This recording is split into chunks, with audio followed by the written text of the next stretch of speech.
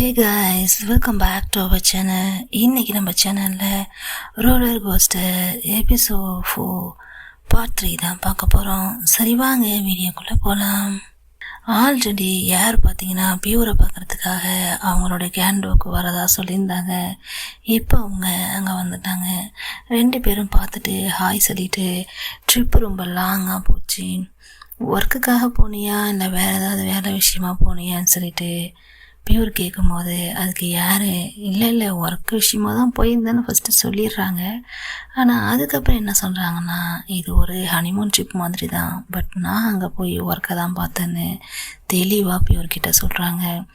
அப்போ பியூருக்கு என்ன தோணுதுன்னா, அப்படியே ஒரு செகண்ட் மைண்ட் வாய்ஸில் யோசிக்கிறாங்க.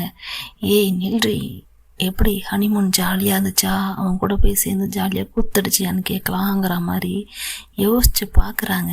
பட் கேட்காம விட்டுடுறாங்க. அதுக்கப்புறம் தான் இவங்களே சொல்லிடுறாங்களா, நாங்கள் ஹனிமூன் தான் போனோம், பட் நான் போய் ஒர்க்கு தான் பார்த்தேன்னு சொல்லிட்டு அங்கேருந்து வாங்கிட்டு வந்த திங்ஸ் எல்லாம் இப்போது பியூர்கிட்ட கொடுத்து, இங்கே பாரு உனக்காக நான் இதெல்லாம் வாங்கிட்டு வந்திருக்கேன்னு சொன்னதும், இது எல்லாமே எனக்கு பிடிச்ச திங்ஸாக இருக்கே, இன்னமும் நீ இதெல்லாம் ஞாபகம் வச்சுருக்கியான்னு சொல்லி கேட்டால், உனக்கு என்ன பிடிக்குன்னு எனக்கு இன்னமும் ஞாபகம் இருக்குது, அதெல்லாம் என்னால் எப்படி மறக்க முடியும்னு யாரும் சொல்கிறாங்க. ஸோ அதை மட்டும் ஞாபகம் வச்சுருக்க அப்படி தானே அப்படின்னு சொல்லி கேட்டா, இல்லை உன்னை நான் அங்கே போய் ரொம்ப மிஸ் பண்ணேன், அதனால தான் உடனே உன்னை பார்க்கணுன்னு சொல்லிட்டு இங்கே வந்தேன்னு யார் சொல்கிறாங்க.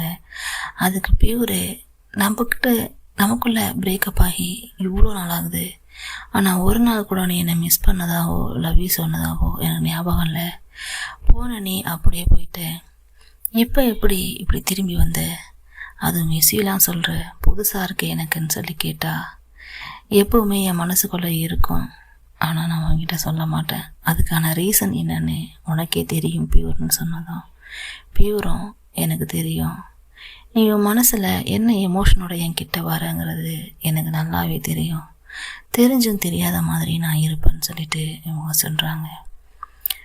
அப்போ தான் யார் என்ன பண்ணுறாங்கன்னா, நான் உங்ககிட்ட ஒரு விஷயம் கேட்கணும், நீ கொஞ்ச நாளைக்கு முன்னாடி சொன்னல, நான் உன்னையே நினச்சிக்கிட்டுல இன்னொரு ஆள் கிடைக்காம தான் இருக்கேன் அப்படின்னு சொல்லிட்டு, அதுக்கு அர்த்தம் என்ன?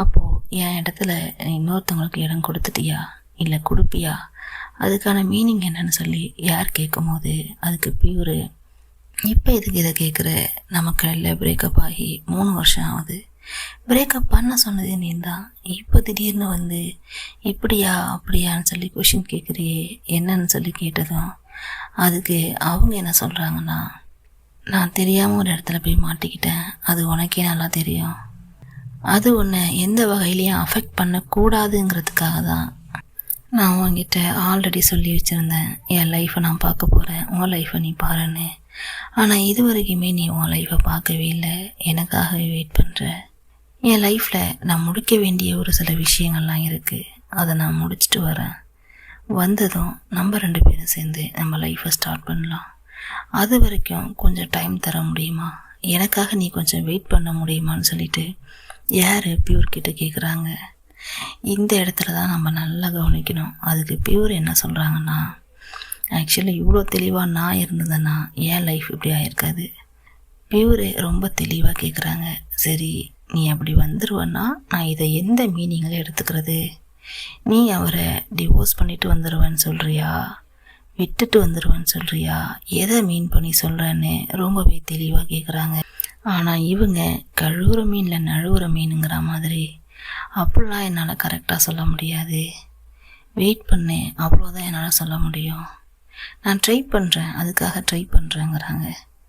நீ என்ன லூஸா இல்லை லூஸு மாதிரி நடிக்கிறியா, வருவேன்னு கன்ஃபார்மாகவும் சொல்ல மாட்டேன், வரமாட்டான்னு கன்ஃபார்மாக சொல்ல மாட்டேன், 2க்கு நடுவில் ஒன்று சொல்லிட்டு போவேன், நான் உன்னையே நினச்சி பைத்தியம் பிடிச்சி இந்த இடத்துல உட்காந்துருப்பேன், நீ எவன் கூடயோ எங்கேயோ ஜாலியாக இருப்ப, அதானே எவ்வளோ அசிங்கமாக நடந்துக்கிறே, இதுக்கு பேர் என்ன தெரியுமான்னு சொல்லிட்டு பியூரு பயங்கரமாக திட்டிட்டுறாங்க. ஏன் இவ்வளோ எமோஷனல் ஆகி பேசுகிறாங்கன்னா, இந்த 3 வருஷமாக இவங்க எவ்வளோ கஷ்டப்பட்டிருப்பாங்க, தனிமையில் தனியாக இவங்களையே நினச்சிக்கிட்டு எவ்வளோ கஷ்டப்பட்டிருப்பாங்க, அப்போல்லாம் வராத கரிசனம் இப்போ திடீர்னு இவள் லைஃப்பில் இன்னொருத்தி வந்துடுவாளோ அப்படிங்கிற தாட் அவங்களுக்கு வந்ததுனால மட்டுமே கேட்குறாங்க. அப்படிங்கும்போது பியூருக்கு பயங்கர டென்ஷன் ஆகுது. அப்போ நான் உன்னையே நினச்சிட்டு அப்படியே உருகிட்டே கிடக்கணும், ஆனால் நீ ஒரு தெளிவான முடிவு சொல்ல மாட்டல அப்படின்னு சொல்லி கேட்குறாங்க. என்னால் சொல்ல முடியாது, அதை சொல்கிற இடத்துல நான் இல்லை. என் லைஃப்பில் என்ன நடக்குதுன்னு எனக்கே தெரிய மாட்டேங்குது. ஆனால் ஒன்று மட்டும் உறுதி, உன் மேலே வச்சிருந்த லவ் மட்டும் எனக்கு மாறவே மாட்டேங்குது. அந்த லவ் கொஞ்சம் கூட குறைய மாட்டேங்குது. அதை என்னால் லேம்புக்கும் கொடுக்க முடியல. அப்போ நான் கண்டிப்பாக நான் வாங்கிட்டு தானே வருவேன். நான் எங்கே போக போகிறேன்னு சொல்லி இவங்க சொன்னாலும் ஒரு மாதிரி இவங்க அசிங்கமாக திட்டி விட்டுடுறாங்க.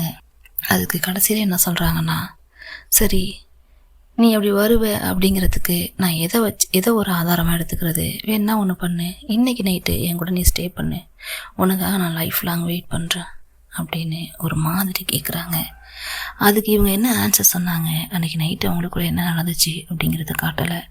ஆனால் மறுநாள் என்ன பண்ணுறாங்கன்னா, பியூரு லாஃப்ட்டுக்கு பேசிகிட்டு இருக்காங்க கால் பண்ணி. அப்போ லாஃப்ட்டுக்கிட்ட சொல்கிறாங்க, சாரிப்பா நீ நேற்று டெக்ஸ்ட் பண்ணியிருந்தேன், நைட்டு ஒரு மாதிரி மூட் ஸ்விங்காக இருந்துச்சு, அதனால தான் என்னால் பேச முடியல, சாரின்னு சொல்லிட்டு பேசிட்டு வீடியோ கால் வர முடியுமான்னு சொல்லி கேட்குறாங்க. இவங்களும் வீடியோ கால் போகிறாங்க. என்ன மேடம் திடீர்னு வீடியோ கால்லாம் போட சொல்லியிருக்கீங்க, ஒரே சர்ப்ரைஸ் கொடுக்குறீங்க போங்கன்னு சொல்லிட்டு. ஆமாம், அது என்ன பேக்ரவுண்ட், இது உங்களுடைய இடம் கிடையாது, எங்கே வந்திருக்கீங்கன்னு சொல்லி கேட்டால், நான் லைவாக ஒரு விஷயத்த வரைகிறதுக்காக வந்திருக்கேன், எங்கே இருக்கேன்னா சொல்ல முடியாது, ஆனால் வந்திருக்கேன் அவ்வளோதான், இதெல்லாம் சீக்ரெட்னு சொன்னதும், ஓ அப்படியா, அவ்வளோ சீக்ரெட்ஸ் இருக்கா அவங்களுக்குள்ளன்னு சொல்லி பேசிக்கிட்டு இருக்கும் போதே அங்கே யாரோ கூப்பிட்ற மாதிரி தெரியுது லாஃப்ட்டை. ஸோ நான் அப்புறம் பேசுகிறேன்னு சொல்லிட்டு இவங்களும் வச்சிடுறாங்க. யாருன்னா அவனுடைய மெய்டு தான். அவங்க இவங்களுக்கு காஃபி கொடுத்துட்டு யார் பியூரான்னு சொல்லிட்டு மெய்டு கூட கேட்குறாங்க. அந்த அளவுக்கு எல்லாருக்கும் தெரிஞ்சிருக்கு. இப்போ பார்த்தீங்கன்னா அதே இடத்துக்கு அவங்க அண்ணன் லேம்ப் வராப்புல வந்துட்டு 2 பேரும் அப்படி பேசிக்கிட்டே இருக்காங்க. என்ன அடிக்கடி பேங்காக் போகிற மாதிரி தெரியுது, ஆனால் வீட்டுக்கே வரா மாதிரி தெரியலையே, என்ன தான் நடக்குதுங்கன்னு சொல்லிட்டு கேட்டுட்டு 2 பேரும் பேசிக்கிட்டே வராங்க. அப்போ தான் லேம்ப் என்ன பண்ணுறாருன்னா, லாஃப்டோட கழுத்தில் இருந்த அந்த செயினை காணுமேன்னு சொல்லிட்டு பார்க்குறாரு. ஆக்சுவலி இதுக்கு முன்னாடி இந்த பாட்டில் நான் ஒரு விஷயத்தை உங்களுக்கு சொல்ல மறந்துட்டேன். லாஃப்ட் என்ன பண்ணுவான்னா, அவள் கழுத்தில் இருக்கிற செயினை பியூருடைய இடத்துல இருக்கிற ஒரு பொம்மையோட கழுத்தில் போட்டு விட்டுட்டு வருவா. அதை வீட்டுக்கு ஃபோன் பண்ணி கூட சொல்லுவா. அதை தான் நான் உங்கள்கிட்ட சொல்ல மறந்துட்டேன். ஸோ இவளோட செயின் பார்த்தீங்கன்னா இப்போது அங்கே இருக்குது.